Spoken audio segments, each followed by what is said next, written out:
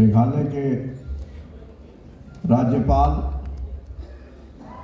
महामहिम सत्यपाल मलिक जी, और जिनको अभी आपने सुना भाई अभय चौटाला जी, जगमीत बराड़ जो पंजाब से चल के आए,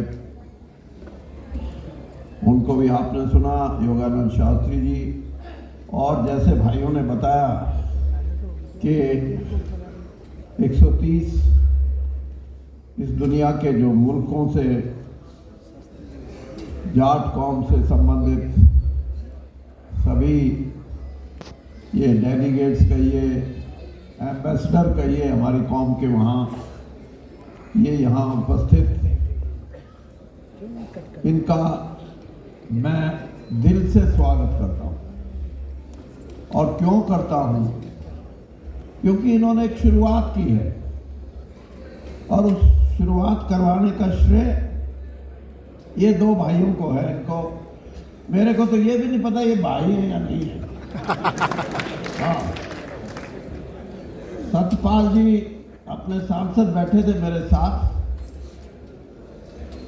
तो वो कहने लगे जी इसमें कलवानिया कौन सा है, कलसानिया कौन सा है। मैंने कहा भाई मेरे को पता नहीं, मेरे को तो दोनों ही एक से ही लगते हैं, कुछ पता है नहीं। तो जो इस तरीके से जाटों का जनमत इकट्ठा करने का प्रयास कर रहे हैं, ये कोई छोटी बात नहीं है। महाराजा जवाहर सिंह जब अपनी माता जी को पुष्कर नहलाने के लिए, पुष्कर का स्नान कराने के लिए गए थे, तो उनके पास फौज तो उतनी नहीं थी, लेकिन उस जमाने में एक कॉल दी गई कि पुष्कर जाएंगे लाव लश्कर के साथ। तो 60,000 से ऊपर जाट इकट्ठा होकर उनके साथ चले थे और उससे उनकी ताकत बनी थी।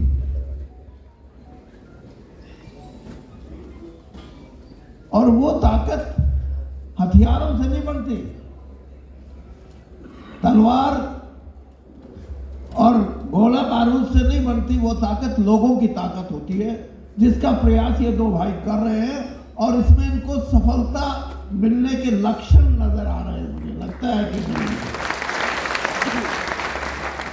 बाकी इतना जरूर है, सत्यपाल मलिक जी के शायद 2 महीने बचे हैं अब राज्यपाल के पद पे। 2 महीने के बाद ये सारी कमांड संभाल रहे हैं। अभी आपकी भी उम्र तो ज्यादा नहीं है, तो एक परिवर्तन आ सकता है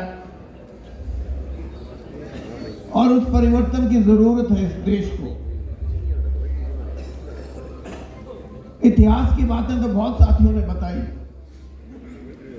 हमारा पराक्रम, हमारी शौर्य की अनेक बातें जो इतिहास में तो नहीं है, लेकिन हमें उनका ज्ञान है अपने माँ से, अपने बाप से, अपने पूर्वजों से,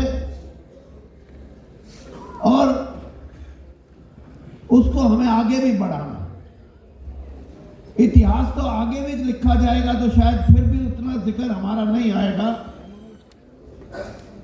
क्योंकि इतिहास लिखने वाले वो कलम के धनी हैं और हम तलवार और लठ के धनी हैं, इतना ही फर्क है।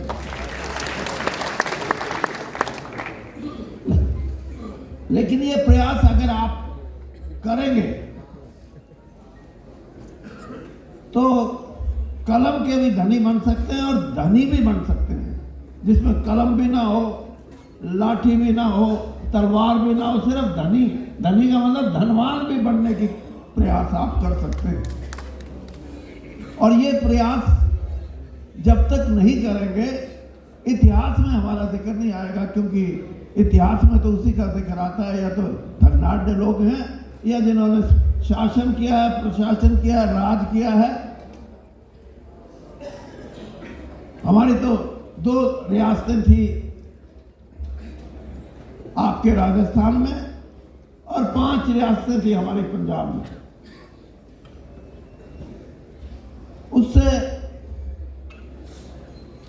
उससे भी लोगों को परेशानी थी कि जाट और राजा।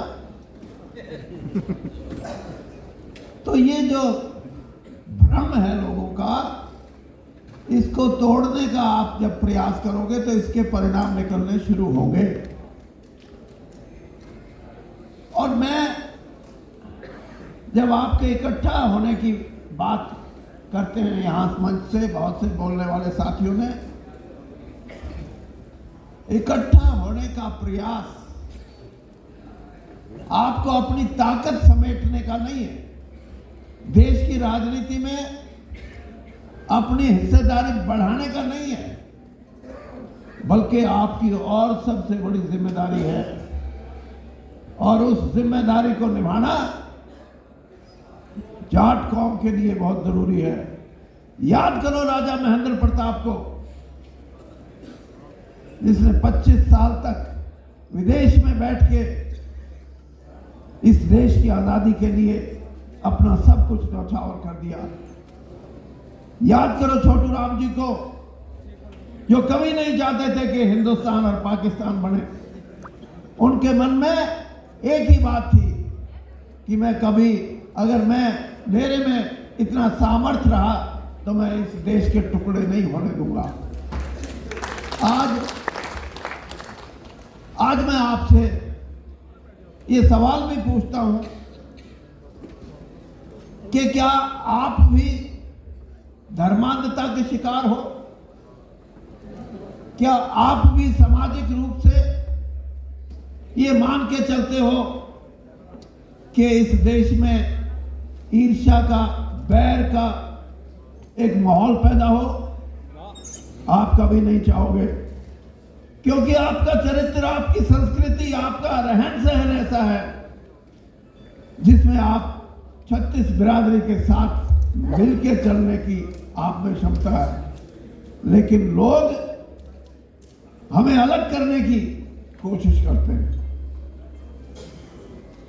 इसलिए मैंने कहा कि हमारी बिरादरी सिर्फ अपनी शक्ति को संगठित करके राजनीतिक तौर पे अपना वर्चस्व कायम करने का प्रयास नहीं, बल्कि इस देश में और दुनिया के इस भूभाग में शांति और अमन पैदा करने के लिए जिम्मेदारी हमारी है।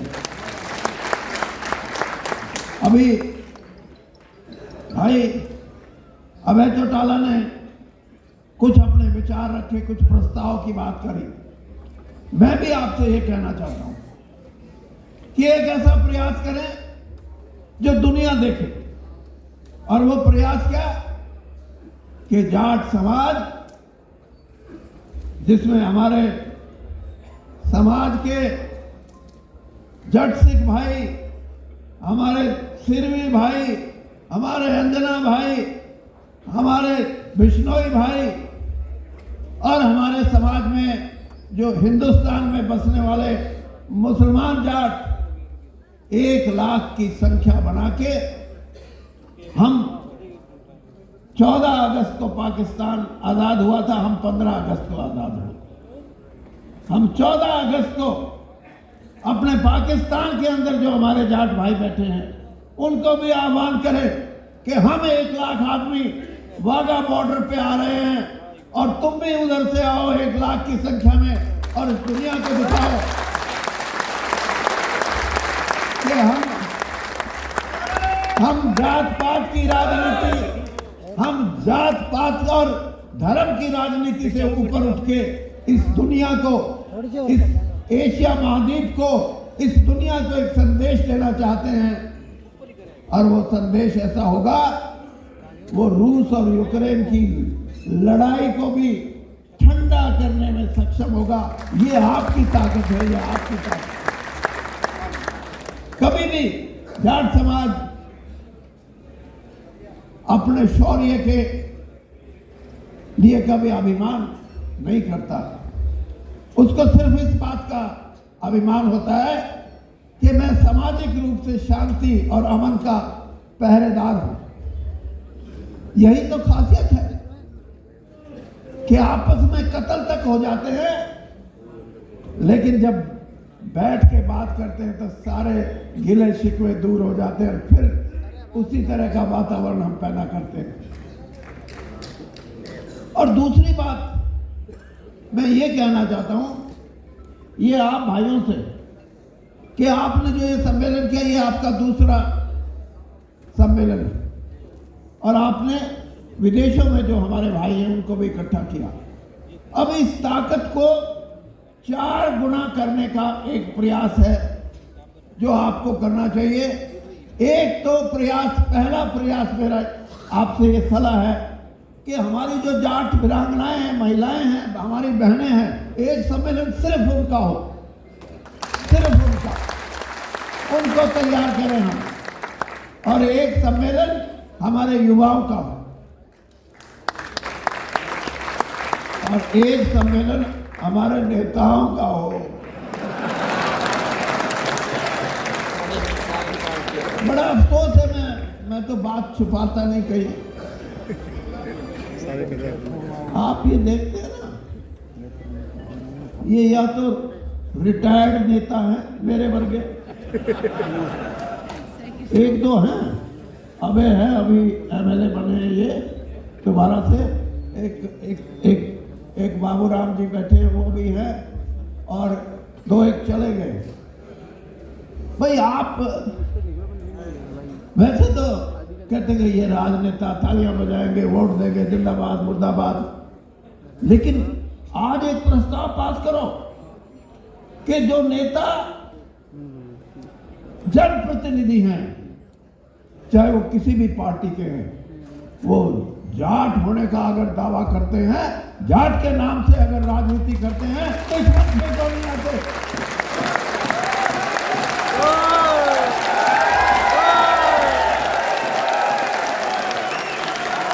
आएंगे नहीं, कितनी तालियां बजा लो, नहीं आएंगे। क्यों? सत्यपाल मलिक जी, अगर आप राजनीति में आगे बढ़े तो एक बात का फैसला करवाओ राजनेताओं से कि जो एंटी डिफेक्शन बिल है, इसने लोगों के मुंह पे ताले लगा दिए। अच्छे भले आदमी भी बोल नहीं सकते, जनता की आवाज नहीं उठा सकते, अपनी कौम के लिए नहीं लड़ सकते। ऐसे कानून को संशोधित करना चाहिए या खत्म करना चाहिए। कृषि के 3 कानून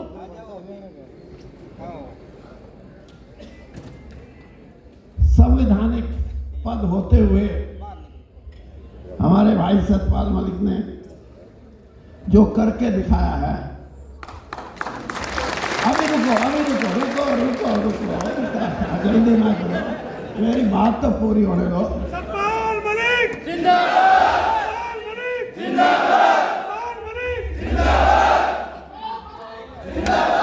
चौधरी वीरेंद्र सिंह जिंदाबाद, चौधरी वीरेंद्र सिंह। मेरी बात सुन लो पहले। मैं इनको ये कहता हूं कि वो 3 कानून तो कृषि से संबंधित थे और उनमें जो सफलता मिली है उसका एक ही कारण है कि किसान के मन में ये बैठ गया कि अगर ये कानून लागू हो गए तो तेरे को जमीन का मालिक नहीं रहने देंगे, बेजमीना हो जाएगा। किसान नेताओं ने भी धैर्य से काम लिया, लेकिन वो नेता थे, नेताओं का तो अपना अपना हिसाब है। इसीलिए मैं कह रहा हूं कि एक सम्मेलन जब नेताओं का बुलाएं तो उनमें उन किसान नेताओं का भी बुलाओ। पंजाब के अंदर क्या किया, किसान की ताकत को बखेर के रख दिया। कहने लगे चुनाव लड़ेंगे, किसी की 4000 वोट आई, किसी की 7000 वोट आई, और वो एक भ्रम था जो टूट गया, उसको खराब किया। इसलिए बुलाओ उनको भाई, और जो नहीं मानेगा उनका बहिष्कार करो। हाँ, और आपको भी मैं बता रहा हूं कि जब वो आपके सामने आ जाएंगे तो किसी को बदली करानी है, किसी को छोकरा नौकरी लगवाना है, किसी को थाने से कोई छुटवाना है, किसी को थाने में कोई भिजवाना है। ये जब तक ये हमारी मानसिकता रहेगी वो नेताओं के ठाठ रहेंगे, ठाठ। और जब इस मानसिकता को खत्म कर दोगे उन नेताओं की हैसियत खत्म हो जाएगी। आपके मंच पे नहीं बल्कि सामने आके बैठेंगे कि हमारे से गलती हो गई, अब हम हमारे भाइयों के साथ हम दूर नहीं करोगे। और एक हमारे जो NRI या दूसरे जो हमारे प्रतिनिधि आए हैं उनको भी